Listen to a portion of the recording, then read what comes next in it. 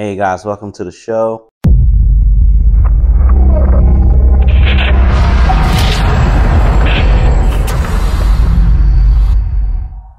My name is Mr. Luke Evan Brooks. I hope that everyone is doing well. Passive Income Central, we're here to talk about it. And we're focusing more on Turo theme because a lot of people keep asking me about Turo. And it's so many people ask me about, like, what are the things that you do, things that you avoid and whatnot. In the previous video, we talked about things to avoid as a host. Now, I want to give you the counter of it, things to do as a host, as a successful host. If you're new to the channel, please go ahead and subscribe because we're going to be layering you with constant updates on what I'm doing, what my progress is, what everything's involved. And additionally, we also have a course that's coming out soon, July 5th. This course is absolutely necessary for your success because I'm taking away all the headaches and showing you details step by step on what I'm doing, A through Z, everything that you need to know when it comes to your success with Turo being a host. Because I hear too many nightmare stories. People tell me, well, I just quit, I quit, things like that. I'm going to walk you through everything. I'm going to hand walk you, talk to you about the lock boxes, talk to you about the cars you need to be looking at, everything you need to know. Now, today we're going to talk about the things that you should do as a host when it comes to being successful on a platform. So starting off, what I would recommend to people is that you need to scale in the correct measures. Don't go out here buying a bunch of cars all at once if you don't understand your market. Usually what I do, and this is for me, and this is based off your comfort level. I've already talked about you doing these vehicles for cash only purchases, because if you want to get out the game, right, you want to get out of the Turo, it's easy to get out versus you having something that's been financed over your head, right? If you got 30 cars being financed, you're going to have to keep going. You may not like it, right? Things can change because at the end of the day, you don't own Turo. Turo's allowing you to put your vehicle on their platform and they get a cut of it, right? Whether you're going to do this as an independent thing, learn Turo, then do your own business. But if you're just trying to do this just as a side hustle, or you're trying to make this a legit thing, you need to know your options. And I always recommend not doing it as a side hustle to me, because at the end of the day, you can really replace your money. But as a host, the main thing that you need to do is to make sure that your cars are taken care of. I know you said that's crazy. I already know that, but no, there's more to it. You want to make sure that you stay on top of your oil changes. You want to make sure that you stay on top of the other maintenance, your brakes. Anything that's a safety issue is a priority, okay? So for instance, talking about brakes, right? Some people might say, yeah, you need new brakes, but you know that you can go to Firestone or any of these auto mechanics right here where they can do a free brake check and see if anything's going with your brakes. Take that versus you just buying brakes because you hear a sound, because brakes do make noises. But if there's a safety issue, definitely want to handle that, okay? Additionally, on top of that, making sure your car's always topped off. Customers love that. Don't give them a half a tank. Don't give them 3/4 a tank. Because the reason being is that if you do like something in between 3/4 full tank, and then they drive your car out, right? And then they don't bring the car back as that number, Turo's going to play, well, I can't really tell. That looks like they put the right amount, and you're going to be hurt. I always top off my cars purposely, right? Because with the GPS system I use, I can tell you right now, no matter where I'm at around the world, I can tell you how much fuel a person uses.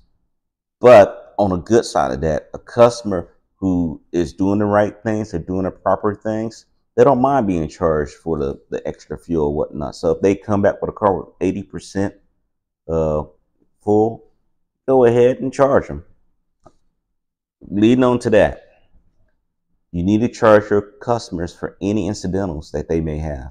Any incidentals that you may see as far as tows, going through a tow booth, it may be like $1.50, $1.60. It don't matter.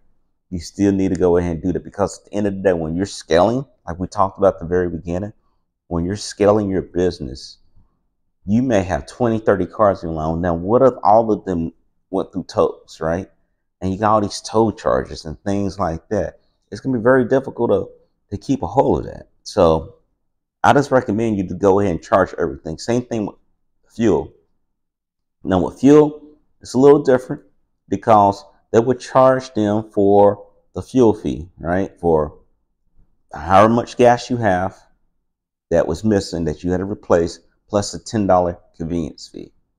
Now, a lot of people say, that ain't a lot of money, but when you think about the numbers, that can be a lot of money because you're going to have customers that are sometimes, I can promise you, sometimes not going to bring the car back on a full tank as you gave it to them.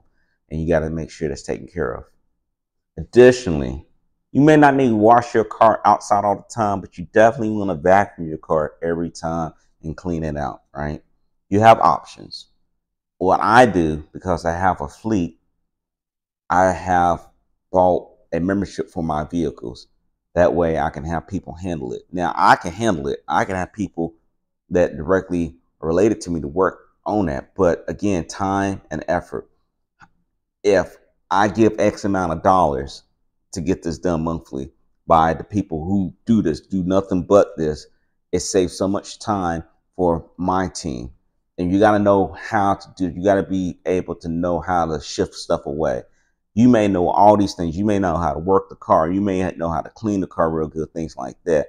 But as you grow into Turo, you're going to lose time doing that, right? You're not going to have time to clean every car. You're not going to have time to take the car to all the mechanics. You're going to have people to do that. So you got to know how to expand. When we're talking about scalability, back on that first one, we got to also talk about scaling your operations, meaning that you're going to have employees, you're going to have staff.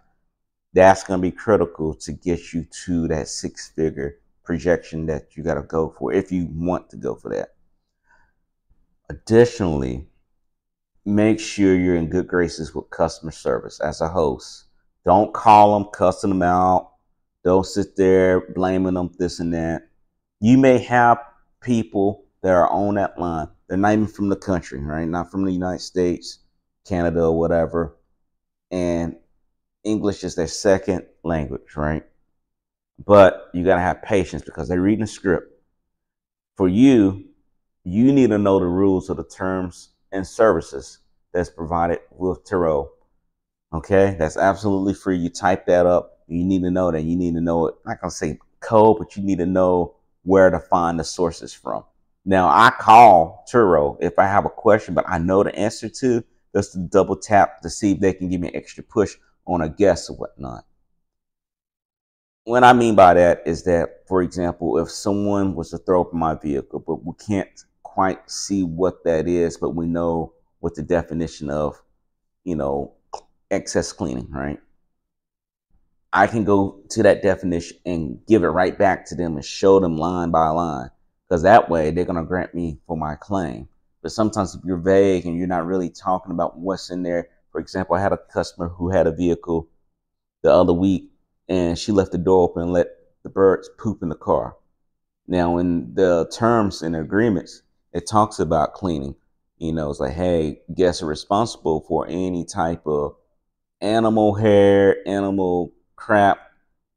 It doesn't say dog, it doesn't say cat, it says animal, and therefore a bird is a animal. So I end up getting my money. I end up making about $150 off that claim right there. So that's a good thing to know. Once you become an all-star host, they put you at the very top of the list, meaning you got call priority. They're going to work with you more because you've been on the platform a little bit longer. You've been getting them what they need, and y'all got that working relationship. The final thing I want to close out on is that make sure that you have a conversation with your customers throughout the trip. Find out how the trip is going, because you can't see at the reviews what they're going to put, but you can get a hint of what they're going to say as you talk to them throughout the trip. Hey, how's everything going? Did you like it? Blah, blah, this and that. And they're going to leave fantastic reviews. And that's what makes you stand aside from the mediocre host on Turo. Now, guys, again, I hope that this helps you out. If you have any questions or comments, please drop them down below. If you need anything from me, please reach out to me. My information is down below. Additionally, check out the course. The description is down below. The link is down below for the course. You definitely do not want to miss out on this. This is going to walk you through A through Z. Again, my name is Mr. Luke Evan Brooks. I see you next time. Take care.